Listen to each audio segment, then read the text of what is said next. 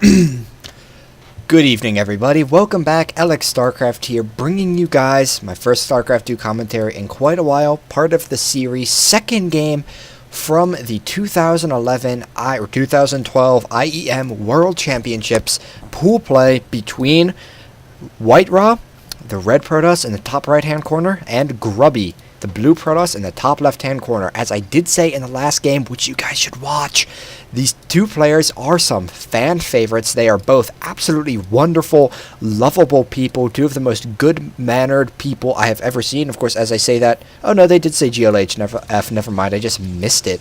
Sorry for briefly detracting for the game, slightly delayed the building of the pylon. Build orders are so different at this point, you just have to pay so much close attention. But anyway, so one, I guess, brief announcement before I say this. Of course, many of you guys will notice I've been definitely uploading a lot less videos to my channel. My original plan was to keep up with one video per day, which I did manage to do for about 2 months. I got out about 60 videos in about a 70-day period. I definitely do not think that is bad at all.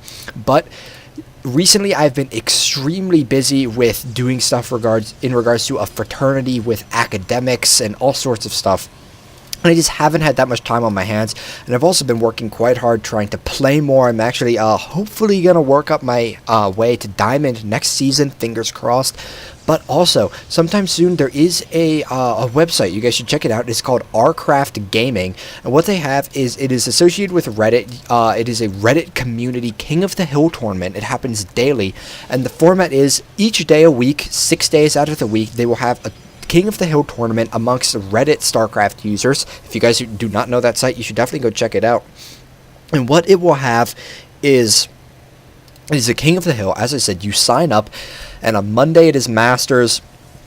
I believe it is Tuesday Bronze, Wednesday Gold, and it just continues from there. And then no Sunday, starts again on Monday with Masters.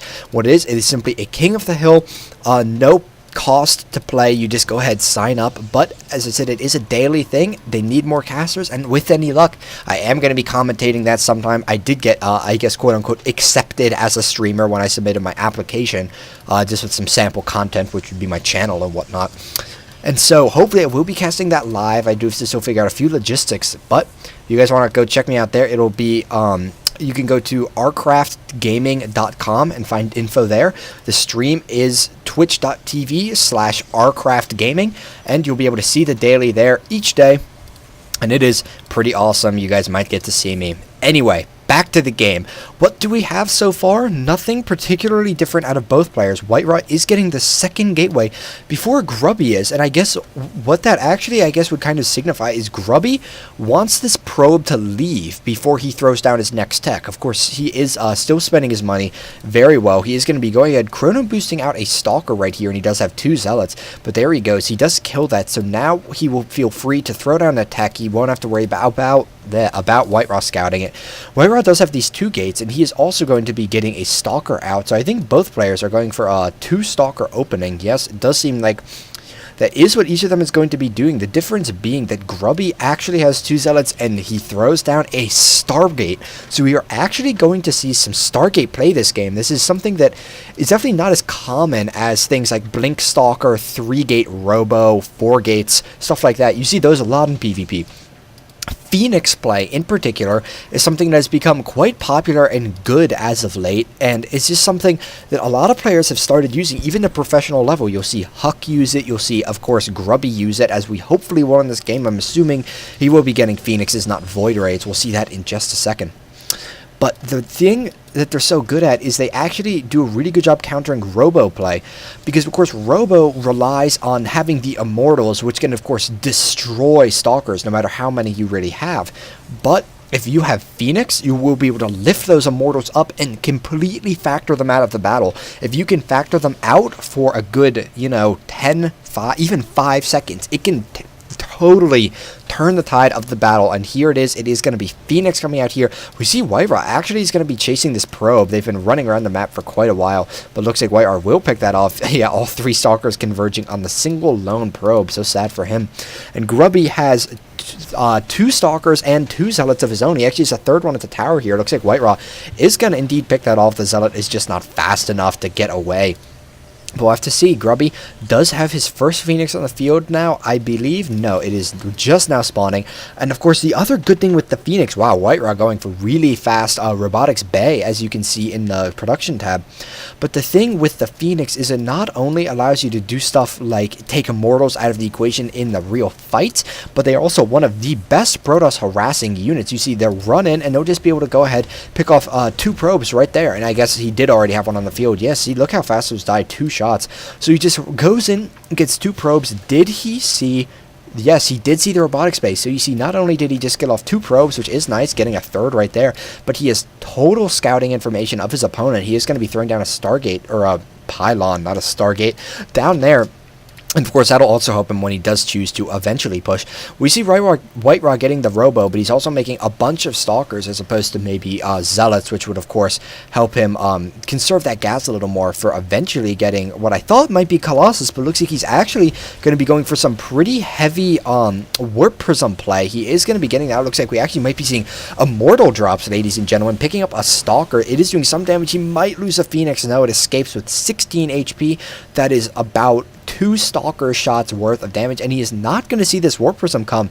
But we have a Ninja expansion in the top left-hand corner from Grubby, a Speed Warp Prism out from WhiteRa, and can it actually, I guess I can't see when there's a Zealot, I can't actually see its speed, but WhiteRa has to be careful. It might fly over this pylon, and if Grubby sees that he can pick it off with his Phoenix, it is going to go ahead fly over. Is Grubby going to see?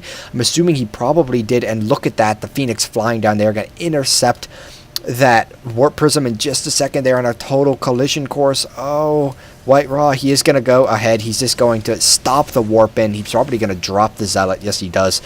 Going to try and run back home, but very unfortunate for WhiteRa. That fast Robotics Bay, which of course costs a lot of gas, plus that Warp Prism speed is not actually going to benefit him at all. And Grubby, though WhiteRa doesn't know it, has a second base on the way. These Phoenix running back in are going to probably pick off a few more probes. No, not a probe, but they're actually going to get a free Stalker. And at this point in the game, when he has these air units, you really need the Stalkers. WhiteRa is going to be pushing out, but look at the size of that force. It looks very paltry. Of course, compared to Grubby's ground force, it is fine. But if those Phoenix come back, which of course they can get back very quickly, they can definitely do some damage. But it looks like he's actually just opting to kill off Zealots and probes here in the main base, because he knows he's actually got a Zealot in there as well. He knows that if he can kill that worker count and he has the Ninja expansion, he will be in really good shape. And he has the Defender's advantage here. So we have 2 Immortals, 3 Zealots, a Sentry, and some Stalkers versus an Immortal, 4 Zealots, a Sentry, and some Stalkers. So this is definitely going to be a very close battle here. But again, Grubby has the advantage. He's not going to have to be going up the ramp. And look at the supply differential. Grubby with 71, WhiteRa only 46. And this is not looking good for WhiteRa, guys. If he cannot kill his opponent right here, he's going to be screwed. And the Zealots get cut off. And WhiteRa just immediately GG's is well played. And really at that point, just kind of hard. WhiteRa, he opted for a tech path with that very fast Robotics Bay as well as the Warp Prism speed. Because of course, we all know WhiteRa loves those special tactics. But it got picked off by the Phoenixes. He was not able to do any damage with his intended Immortal or Zealot drop. I guess I thought it was an Immortal drop, but it wasn't actually. But he wasn't able to do any damage with that. Grubby did pick off 20 workers. When did he kill that many workers? I guess it was just throughout the course of the game. Hang on, I guess they shouldn't have maybe restarted all the way. But, you know, alright, quick disclaimer, the game is over. So, you guys can go ahead. I'll see you guys next time. But if you want to see exactly when all these probes were killed that I guess I kind of missed, keep watching really quick. We're just going to fly through at ×8 speed and see. And this is just why the Phoenix play is so effective. It not only gives you total map control, total scouting information, but it lets you do a lot of harassment, pick off a lot of workers, and so you saw that at the end, Grubby simply had gained such a huge economic advantage over the course of the game through the picking off of those workers. So I'm actually going to pull this up really quick. So he did lose 1 right there, but then WhiteRa kills the one of his own with the Stalkers. You can see everything jostling around on the minimap. So here come in the Phoenix. They do pick off 2. Guess we'll still leave it on ×8, and then a 3rd one was killed at some point. He kills a 5th right there, which I guess was with some of the units. I guess the majority of the 20 were actually killed near the end during that final battle.